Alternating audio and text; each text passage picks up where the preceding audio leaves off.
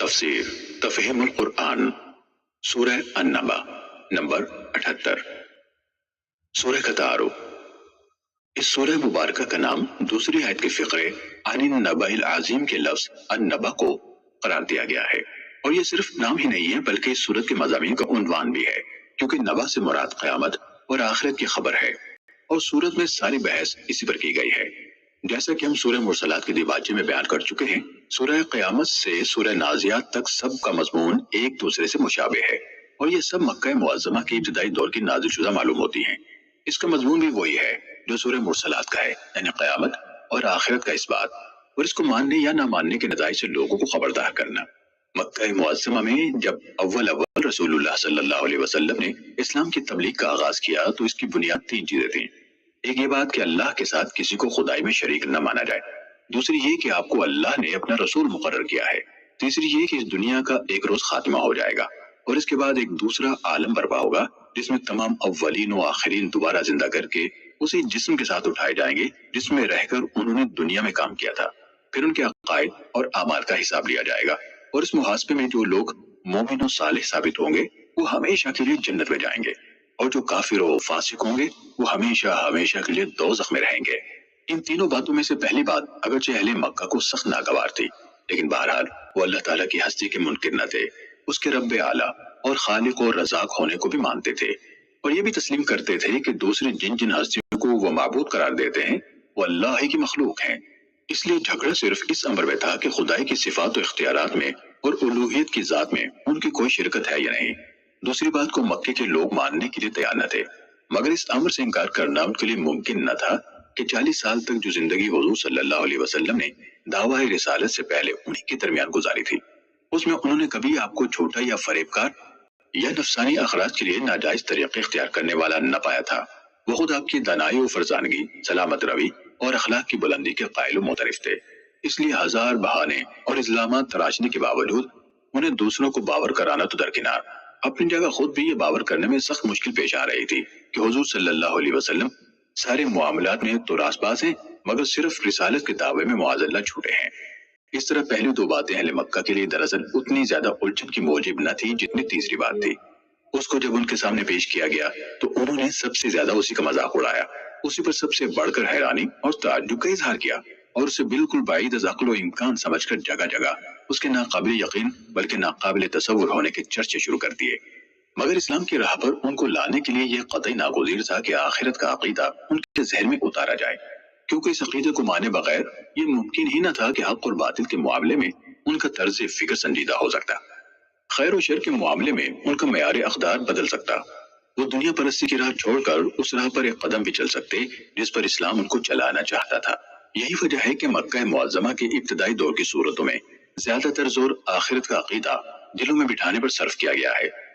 البتہ اس کے لیے دلائل ایسے انداز سے دیے گئے ہیں جن سے توحید کا تصور بھی خود بہت ذہن نشین ہوتا چلا جاتا ہے، اور بیچ بیچ میں رسول اللہ صلی اللہ علیہ وسلم اور قرآن کے برحق ہونے کے دلائل بھی مختصراً دے دیے گئے ہیں۔ اس دور کی صورتوں میں آخرت کے مضمون کی استقرار کا سبب اچھی طرح سمجھ لینے کے بعد اب اس صورت کے مضامین پر ایک نگاہ ڈال لیجئے۔ اس میں سب سے پہلے ان چرچوں اور چہم گوئیوں کی طرف اشارہ کیا گیا ہے جو قیامت کی خبر سن کر مکے کے ہر کوچہ و بازار اور اہل مکہ کی ہر محفل میں ہو رہی تھی۔ اس کے بعد انکار کرنے والوں سے پوچھا گیا ہے کہ کیا تمہیں یہ زمین نظر نہیں آتی جسے ہم نے تمہارے لیے فرش بنا رکھا ہے؟ کیا یہ بلند و بالا پہاڑ تمہیں نظر نہیں آتے جنہیں ہم نے زمین میں گاڑ رکھا ہے؟ کیا تم اپنے آپ کو نہیں دیکھتے کہ کس طرح ہم نے تمہیں مردوں اور عورتوں کے جوڑوں کی شکل میں پیدا کیا ہے؟ کیا تم اپنی نیند کو نہیں دیکھتے جس کے ذریعے سے ہم نے تم کو دنیا میں کام کرنے کے قابل بنائے رکھنے کے لیے ہر چند گھنٹوں کی محنت کے بعد ہر چند گھنٹے آرام لینے پر مجبور کر رکھا ہے؟ کیا تم رات اور دن کی آمد اور رفت کو نہیں دیکھتے جسے ٹھیک تمہاری ضرورت کے مطابق ہم باقاعدگی کے ساتھ مسلسل جاری رکھے ہوئے ہیں؟ کیا تم اپنے اوپر آسمانوں کے مضبوط بندھے ہوئے نظام کو نہیں دیکھتے؟ کیا یہ سورج تمہیں نظر نہیں آتا جس کی بدولت تمہیں روشنی اور حرارت میسر آ رہی ہے؟ کیا تم ان بارشوں کو نہیں دیکھتے جو بادلوں سے برس رہی ہیں اور ان کے ذریعے سے غلے اور سبزیاں اور گھنے باغ اگ رہے ہیں؟ یہ ساری چیزیں کیا تمہیں یہی بتا رہی ہیں کہ جس قادر مطلق نے ان کو پیدا کیا ہے اس کی قدرت قیامت لانے اور آخرت برپا کرنے سے عاجز ہے؟ اور اس پورے کارخانے میں جو کمال درجے کی حکمت و دانائی صریحاً کار فرما ہے، کیا اس کو دیکھتے ہوئے تمہاری سمجھ میں یہی آتا ہے کہ اس کارخانے کا ایک ایک جز اور ایک ایک فعل تو با مقصد ہے، مگر بجائے خود پورا کارخانہ بے مقصد ہے۔ آخر اس سے زیادہ لغو اور بے معنی بات کیا ہو سکتی ہے کہ اس کارخانے میں انسان کو پیش دست کے منصب پر معمور کر کے اسے یہاں بڑے وسیع اختیارات تو دے دیے جائیں، مگر جب وہ اپنا کام پورا کر کے یہاں سے رخصت ہو تو اسے یوں ہی چھوڑ دیا جائے، نہ کام بنانے پر پنشن اور انعام، نہ کام بگاڑنے پر باز پرس اور سزا۔ یہ دلائل دینے کے بعد پورے زور کے ساتھ فرمایا گیا ہے کہ فیصلے کا دن یقیناً اپنے مقرر وقت پر آ کر رہے گا۔ سور میں بس ایک پھونک مارنے کی دیر ہے، وہ سب کچھ جس کی تمہیں خبر دی جا رہی ہے سامنے آ جائے گا، اور تم آج چاہے مانو یا نہ مانو، اس وقت جہاں جہاں بھی تم مرے پڑے ہوئے ہوگے وہاں سے فوج در فوج اپنے حساب دینے کے لیے نکل آؤ گے۔ تمہارا انکار اس واقعے کو پیش آنے سے نہیں روک سکتا۔ اس کے بعد آیت 21 سے 30 تک بتایا گیا ہے کہ جو لوگ حساب کتاب کی توقع نہیں رکھتے اور جنہوں نے ہماری آیات کو جھٹلا دیا ہے، ان کا ایک ایک کرتوت گن گن کر ہمارے ہاں لکھا ہوا ہے، اور ان کی خبر لینے کے لیے جہنم گھات لگائے ہوئے تیار ہے، جہاں ان کے اعمال کا بھرپور بدلہ انہیں دے دیا جائے گا۔ پھر آیت 31 سے 36 تک ان لوگوں کی بہترین جزا بتائی گئی ہے جنہوں نے اپنے آپ کو ذمہ دار اور جواب دہ سمجھ کر دنیا میں اپنی آخرت درست کرنے کی پہلے ہی فکر کر لی ہے، اور انہیں اطمینان دلا دیا گیا ہے کہ انہیں ان کی خدمات کا صرف اجر ہی نہیں دیا جائے گا بلکہ اس سے زائد کافی انعام بھی دیا جائے گا۔ آخر میں خدا کی عدالت کا نقشہ کھینچا گیا ہے کہ وہاں کسی کا اڑ کر بیٹھنے اور اپنے متوسلین کو بخشوا کر چھوڑنے کا کیا سوال، کوئی بلا اجازت زبان تک نہ کھول سکے گا، اور اجازت بھی شرط کے ساتھ ملے گی کہ جس کے حق میں سفارش کا اذن ہو صرف اسی کے لیے سفارش کرے، اور سفارش میں کوئی بے جا بات نہ کہے۔ نیز سفارش کی اجازت صرف ان لوگوں کے حق میں دی جائے گی جو دنیا میں کلمہ حق کے قائل رہے ہیں اور محض گنہگار ہیں، خدا کے باغی اور حق کے منکر کسی سفارش کے مستحق نہ ہوں گے۔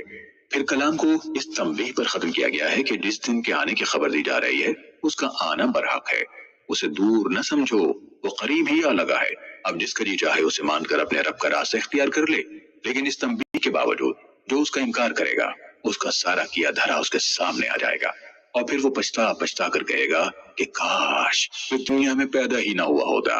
اس وقت اس کا یہ احساس اسی دنیا کے بارے میں ہوگا جس پر آج وہ لٹو ہو رہا ہے۔